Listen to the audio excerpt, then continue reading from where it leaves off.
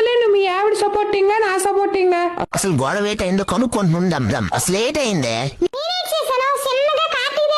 చూసుకుంటున్నా మీ అమ్మ వచ్చి మనసు అంత సీరియల్ నేను ఎందుకు ఇయ్యాలరా? మా నాన్న నాకు కట్టం కింద ఇచ్చాడు. నేను మీ అమ్మ ముఖం మీద రిమోట్ ఇస్తాను. అదంత పెద్ద తప్పేటమ్మా. నువ్వు మరి నువ్వు దాని సీరియల్ అది చూసుకుంటావు. నీకేమి మా ఆవిడ ఏటంత తప్పు చేస్తుందని ఎందుకు గొడవ పెడతాను? ఏముంది ఇచ్చిందిరా నీకు అది? వాళ్ళమ్మ నా కొడుకు నా మాట వెనకంటాడు. పెళ్ళైన 2 నెలలకే నీ పిల్లం నీకు బెల్లం అయిపోయింది, ఈ తల్లి నీకు అల్లం అయిపోయిందా? అంతేలే. నీకు ఈ మధ్య జీతం పెరిగిందట, ఇంట్లో చెప్పలేదు కనీసం. మీ ఆవిడికి నెక్లెస్ కూడా కొన్నావట. ఈ మధ్య ఇంటికి డబ్బులు కూడా ఇవ్వట్లేదమ్మా.